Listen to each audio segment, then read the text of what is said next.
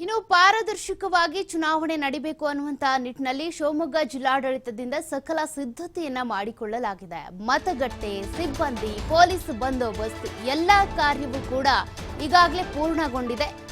ಮತಗಟ್ಟೆಗಳನ್ನ ನಿರ್ಮಾಣ ಮಾಡಿದ್ದಾರೆ, ಮತಗಟ್ಟೆಗೆ ಸಿಬ್ಬಂದಿ ನಿಯೋಜನೆ ಮಾಡಿದ್ದಾರೆ. ಅದೇ ರೀತಿಯಾಗಿ ಯಾವುದೇ ರೀತಿಯ ಕೆಟ್ಟ ಘಟನೆಗಳು ನಡೆಯಬಾರದು ಅಂತ ಪೊಲೀಸ್ ಬಂದೋಬಸ್ತ್ ಕೂಡ ವಹಿಸಲಾಗಿದೆ. ಇವತ್ತು ಸಂಜೆ ವೇಳೆಗೆ ಮತಗಟ್ಟೆ ತಲುಪುತ್ತಾರೆ ಬ್ಯಾಲೆಟ್ ಯೂನಿಟ್. ಈಗಾಗಲೇ ಜಿಲ್ಲಾಡಳಿತದಿಂದ ಮತಗಟ್ಟೆ ಅಧಿಕಾರಿ ಸಿಬ್ಬಂದಿಗೆ ತರಬೇತಿಯನ್ನು ಕೂಡ ಕೊಡಲಾಗಿದೆ. ಯಾವ ರೀತಿಯಾಗಿ ಎಲ್ಲದನ್ನು ಕೂಡ ನಿಭಾಯಿಸಬೇಕು ಅಂತ ಎಲ್ಲರೂ ತಪ್ಪದೆ ಮತದಾನ ಮಾಡುವಂತೆ ಶಿವಮೊಗ್ಗ ಜಿಲ್ಲಾಡಳಿತ ಈಗಾಗಲೇ ಮನವಿಯನ್ನು ಕೂಡ ಮಾಡಿಕೊಂಡಿದೆ. ಹೀಗಾಗಿ ಒಂದಷ್ಟು ಸಿದ್ಧತೆಗಳನ್ನ ಮಾಡಿಕೊಂಡಿದೆ ಶಿವಮೊಗ್ಗ ಜಿಲ್ಲಾಡಳಿತ. ಹಾಗಾದ್ರೆ ಸಿದ್ಧತೆ ಹೇಗಿದೆ, ಏನೆಲ್ಲ ಕ್ರಮಗಳನ್ನ ಕೈಗೊಂಡಿದ್ದಾರೆ ಶಿವಮೊಗ್ಗ ಜಿಲ್ಲಾಡಳಿತದ ವತಿಯಿಂದ ಅದನ್ನು ಕೂಡ ನೋಡ್ತಾ ಹೋಗೋದಾದ್ರೆ, ಶಿವಮೊಗ್ಗ ಲೋಕಸಭಾ ಕ್ಷೇತ್ರದಲ್ಲಿ ಒಟ್ಟು 17,52,885 ಮತದಾರರು ಇರುವಂತದ್ದು. ಪುರುಷ ಮತದಾರರನ್ನ ನೋಡೋದಾದ್ರೆ 8,62,789 ಮತದಾರರಿದ್ದಾರೆ. ಮಹಿಳಾ ಮತದಾರರು 8,90,61 ಅಂದ್ರೆ ಮಹಿಳಾ ಮತದಾರರೇ ಹೆಚ್ಚಿನ ಸಂಖ್ಯೆಯಲ್ಲಿದ್ದಾರೆ. 35 ತೃತೀಯ ಲಿಂಗಿ ಮತದಾರರು ಇದ್ದಾರೆ. ಕ್ಷೇತ್ರದಲ್ಲಿ ಒಟ್ಟು 2,039 ಮತಗಟ್ಟೆ ಕೇಂದ್ರಗಳನ್ನು ನಿರ್ಮಾಣ ಮಾಡಲಾಗಿದೆ.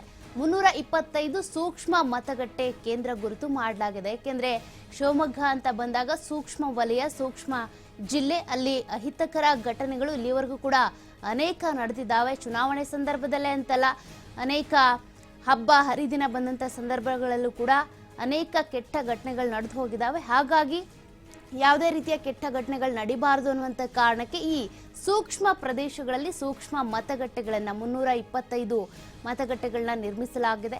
ಶಿವಮೊಗ್ಗ ಜಿಲ್ಲೆಯ 26 ಬೂತ್ಗಳ ಮೇಲೆ ವಿಶೇಷವಾಗಿ ನಿಗಾ ವಹಿಸಲಾಗಿದೆ.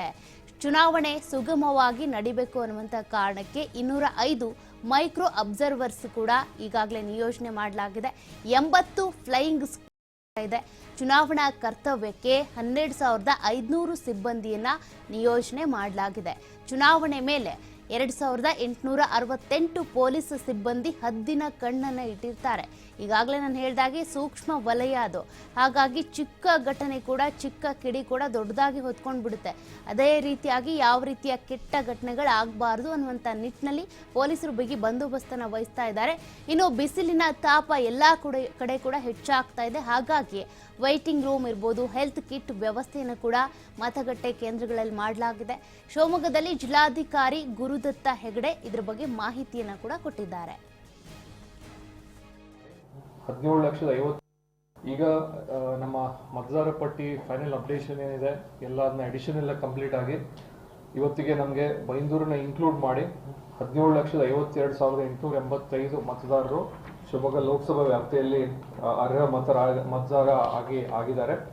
ಅದೇ ರೀತಿ ನಾವು 325 ಸೂಕ್ಷ್ಮ ಮತಗಟ್ಟೆಗಳನ್ನು ಮತ್ತೆ 87 ವಲ್ನರಬಲ್ ಮತಗಟ್ಟೆಗಳನ್ನು ಗುರುತಿಸಿದ್ದು ಅಲ್ಲಿ ನಮ್ಮ ವೆಬ್ಕಾಸ್ಟಿಂಗ್ ಸೌಲಭ್ಯವನ್ನು ಮಾಡಿರ್ತೀವಿ. ಲೈವ್ ವೆಬ್ಕಾಸ್ಟಿಂಗ್ ಆಗ್ತಾ ಇರುತ್ತೆ. ಅದೇ ರೀತಿ ಮೈಕ್ರೋ ಅಬ್ಸರ್ವರ್ಸನ್ನು ಡಿಪ್ಯೂಟ್ ಮಾಡ್ತಾ ಇದ್ದೀವಿ. ಮತ್ತು CAPF ಕಂಪನಿಗಳು ಬರ್ತಾ ಇವೆ, ಅವನ್ನು ಸಹಿತ ನಾವು ಈ ಮತಗಟ್ಟೆಗಳಲ್ಲಿ ಡಿಪ್ಯೂಟ್ ಮಾಡ್ತಾ ಇದ್ದೀವಿ.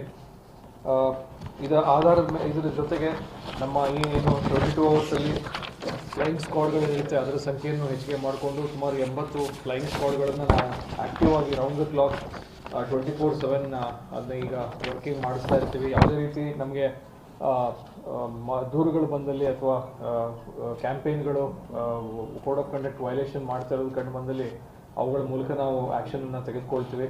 ಚುನಾವಣೆ ಕಾರ್ಯನಿರ್ವಹಿಸಲಿಕ್ಕೆ ಸಲುವಾಗಿ ಬೈಂದೂರನ್ನು ಸೇರಿಸ್ಬಿಟ್ಟು ಸುಮಾರು 12,500ಕ್ಕಿಂತ ಜಾಸ್ತಿ ಪೋಲಿಂಗ್ ಸಿಬ್ಬಂದಿಯನ್ನು ನಾವು ಈ ಪ್ರಕ್ರಿಯೆಯಲ್ಲಿ ಬಳಸ್ತಾ ಇದ್ದೀವಿ. ಇದರಲ್ಲಿ 20% ರಿಸರ್ವ್ ಸಿಬ್ಬಂದಿ ಸಹಿತ ಸೇರಿರ್ತಾರೆ.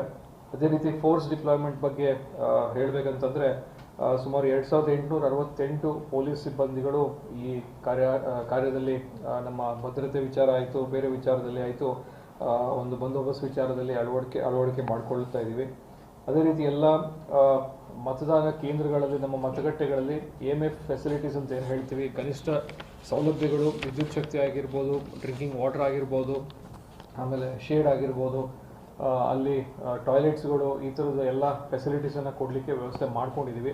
ಅದರಲ್ಲೂ ಈ ವರ್ಷ ಸ್ವಲ್ಪ ಹೀಟ್ ವೇವ್ ಸಂಭವ ಇರೋದ್ರಿಂದ, ಜಾಸ್ತಿ ಟೆಂಪ್ರೇಚರ್ ಇರೋದ್ರಿಂದ, ತಾಪಮಾನ ಇರೋದ್ರಿಂದ ಎಲ್ಲ ಮತಗಟ್ಟೆಗಳಲ್ಲಿ ನಾವು ಕಡ್ಡಾಯವಾಗಿ ಒಂದು ಹೆಲ್ತ್ ಕಿಟ್ಟನ್ನು ಸಹಿತ ಕೊಡ್ತಾ ಇದ್ದೀವಿ. ಮತಗಟ್ಟೆ ಸಿಬ್ಬಂದಿಗಳಿಗೆ ಸಹಿತ ಅದನ್ನು ಬಳಸೋದ್ರ ಬಗ್ಗೆ ಬ್ರೀಫಾಗಿ ಹೇಳ್ತಾ ಇದ್ದೀವಿ.